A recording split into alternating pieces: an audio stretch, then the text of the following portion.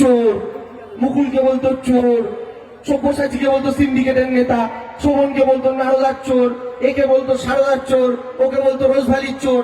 সব কটা চোর এখন বিজেপির ওয়াশিং মেশিনে চুবিয়ে সাধু হয়ে গেছে। সব কটা কেন অমিত শাহ বস থাকে ডান দিকে কে মুকুলরা, তাকে বিজেপি বলতো সারদার চোর। অমিত শাহের বাদিকে কে থাকে শুভেন্দু অধিকারী, বিজেপি কি বলতো নারদার চোর।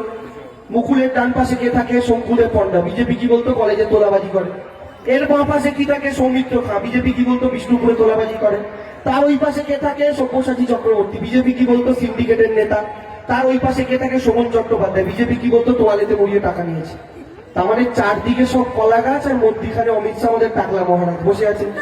সব চোর ছাচরদের সামনে করে নিয়ে, সব চোর ছাচরদের নিয়ে সব সাধু। তাহলে ভাবুন, আর আপনাদের এখান থেকে একখানা হয়ে গেছে। এটা হচ্ছে সবচেয়ে বড়, এটা হচ্ছে সবচেয়ে দুর্গন্ধযুক্ত পচা আলু ছিল। এইটা বস্তায় থেকে আমাদের আরো কিছু আলু পচতে শুরু হয়েছিল। অনেকে প্রশান্ত কিশোরকে দোষ দেয়, বলে ওর জন্য সব ছেড়ে চলে যাচ্ছে। আরে দাদা মায়েরা বলুন তো, ঘরের কোনায় আপনি যদি কার্বলিক অ্যাসিড দেন, সাপ বিছা সব বাইরে বেরিয়ে গিয়ে যদি টিভি চ্যানেলের ক্যামেরার সামনে বলেন আমি না ঘরে থেকে ঠিক লোককে ছবল দিতে পারছিলাম না, কার দোষ? প্রশান্ত কিশোর আজকে কার্বলিক অ্যাসিড ঢেলেছেন, এইসব সাপ খোপ বিছাগুলো বাড়ির বাইরে বেরিয়ে যাচ্ছে। এখন বাড়ির বাইরে বেরিয়েও কোথায় ঢুকছে? রাস্তায় না, বিজেপির গোয়াল ঘরে গিয়ে ঢুকছে সব কথা। দেখুন এই হচ্ছে অবস্থা। তা আমাদের ঘরটা তো শুদ্ধ হচ্ছে, তৃণমূল কংগ্রেস তো নিরাপদ হচ্ছে, তৃণমূল কংগ্রেস তো আরো গঙ্গা জলের মতো পবিত্র হচ্ছে। বিজেপির কত পুরনো নেতা যারা মারধর খেয়ে করেছে, তারা বলছে ভাই আমি এখন তৃণমূলকে তাহলে সমর্থন করবো না। কেন? যাদের জন্য বিজেপিকে ভোটটা দিয়েছিলাম তারা তো এখন বিজেপিতে সবাই, তাহলে কেন তৃণমূলকে সমর্থন করবো না? উল্টে মমতা ব্যানার্জি স্বাস্থ্যসাথী থেকে শুরু করে ফ্রি রেশন থেকে কন্যাশ্রী সবই করেছে। আর নরেন্দ্র মোদীর কোনো প্রকল্প তো পাই নাই, উল্টে বিজেপির দয়ায় রান্নাঘরে সংসার চালানোটা মুশকিল হয়ে দাঁড়িয়েছে। এইটা হচ্ছে অবস্থা। আচ্ছা আমি যদি আপনাদের প্রশ্ন করি, তৃণমূল তৃতীয়বার জিতলে কে মুখ্যমন্ত্রী হবে? সবাই জানি মমতা ব্যানার্জি। যদি বলি বিজেপি জিতলে কে মুখ্যমন্ত্রী হবে, যেই আমি প্রশ্ন করবো দিলু দা হিসেবে মাইকটা কেড়ে বলবে কেন কেন আমি দিলীপ ঘোষ। যেই দিলীপ ঘোষ বলবে ওই দিক থেকে মুকুল রায় ছুটে এসে দিলীপ ঘোষকে এক ধাক্কা দিয়ে মাইকে বলে ধর বেটা আমি। যেই মুকুল রায় বলবে আসানসোল থেকে একজন গান গাইতে গাইতে আসবে খাওনা পেয়ার হ্যাঁ বাবুল সুপ্রিয় বলে ধর আমি। এরা যখন বলবে সৌমিত্র খা বলবে আমি, রাহুল সিনহা বলবে আমি, তথাগতদা বলবে আমি, রূপা দেবী বলবে আমি, লকেট দেবী বলবে আমি, আমাদের রাজ্যপাল ধনাদাও বলবে আমি, সবাই বলবে আমি আমি আমি আমি আমি আমি। কি হলো কেসটা? কেসটা হলো শুধু মুখ্যমন্ত্রী হওয়া নিয়েই গোয়ালে গুতোগুতি লেগেছে। আর গরুদের মধ্যে গুতোগুতি লাগলে মায়েরা কি করি আমরা, একটু খড় দিয়ে দিকে শান্ত হয়ে যায়, তাই তো? তাই বিজেপির পার্টি অফিসের সামনে দিয়ে গেলে আপনারা এক মুঠো করে খড় দিয়ে বলবেন বাবা এই খড়টা ভালো করে চিবিয়ে চিবিয়ে খাও, নবান্নের 14 তলায় আমাদের দিদিকেই থাকতে দাও, আমাদের আর কাউকে দরকার নেই, আমরা আর কাউকে চাই না। আপনারা দেখেছেন এই কালিয়াগঞ্জে তৃণমূল কংগ্রেস জেতার পর কিভাবে উন্নয়নের রথ ছুটেছে। আপনাদের এখানে বাস স্ট্যান্ড থেকে শুরু করে আপনাদের অনেক দিনের দাবি ছিল এই হসপিটালের বেড সংখ্যা বাড়ানো। মমতা বন্দ্যোপাধ্যায় সেটাও ঘোষণা করে দিয়েছিলেন।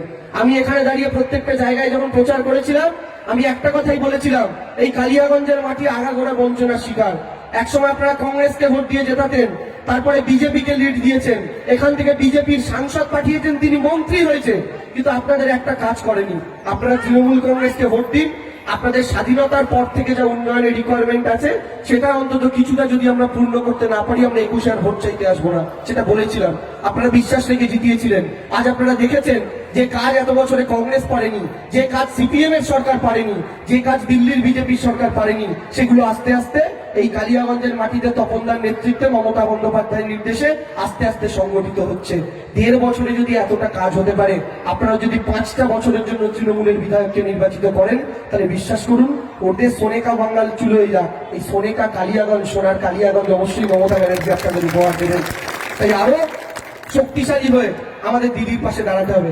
আপনাদের এখানকার বিজেপির সাংসদ কি দেবশ্রী কি চৌধুরী না, আমি রায়ের সাথে গুলিয়ে ফেলে দুজনে অভিনয় করে তো বুঝলেন।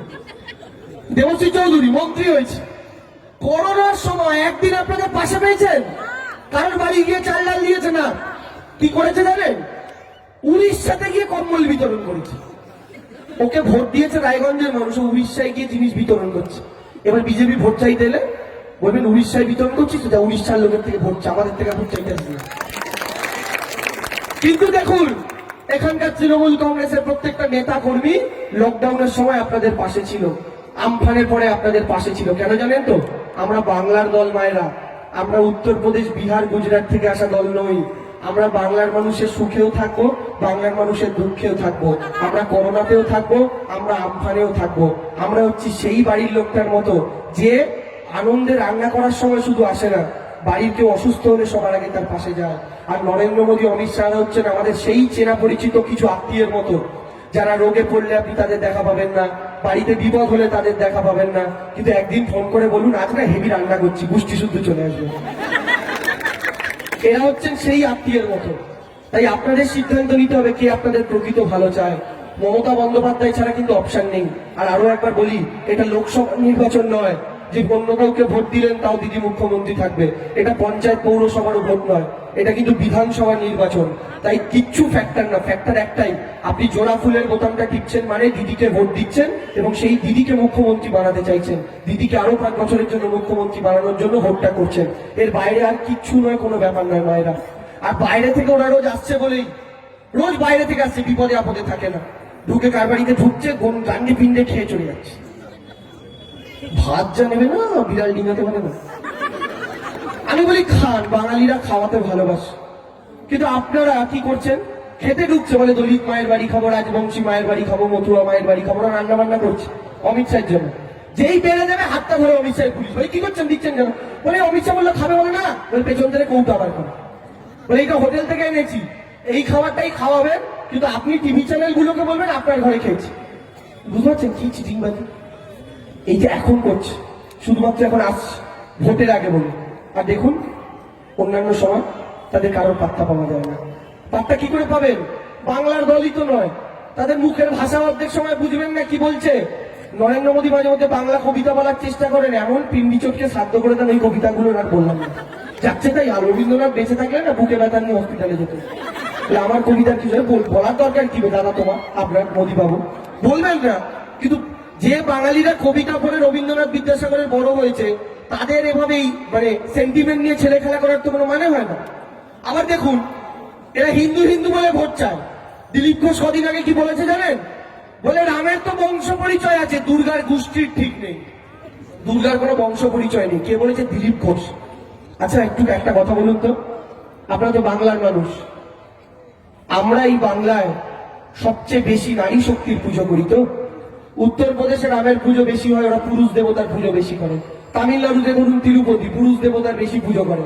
কিন্তু বাংলার প্রধান গুণ হচ্ছে আমরা নারী শক্তির পুজো বেশি করি। বাংলায় আমরা যারা হিন্দু বাঙালিরা, তাদের প্রধান উৎসব দুর্গা পুজো নারী, প্রধান উৎসব লক্ষ্মী পুজো নারী, প্রধান উৎসব জগদ্ধাত্রী পুজো নারী, প্রধান উৎসব কালী পুজো নারী। কিন্তু দিলীপ ঘোষ বাবুরা কি চাইছেন? গোটা বাংলা জুড়ে শুধু রামের পুজো হবে, দুর্গার কোনো অস্তিত্ব থাকবে না। মায়েরা দাদারা বলুন তো, আপনারা মেনে নেবেন এটা? মেনে নিতে পারবেন আপনারা? আসলে কেন ভয় পাচ্ছে জানেন? অসুরের দল তো মা দুর্গাকে ভয় পাবেই, তাই না? একটু ভেবে দেখার ব্যাপার না, বলুন তো ভয় পাবেই। তাই আজকে ওদের এত ভয়। এই মায়েরা দাদারা সংঘবদ্ধ হন, আর আমার সাথে আসুন একটা কল্পনা করার কথা বলছিলাম না, 2 মিনিট একটা কল্পনা করুন।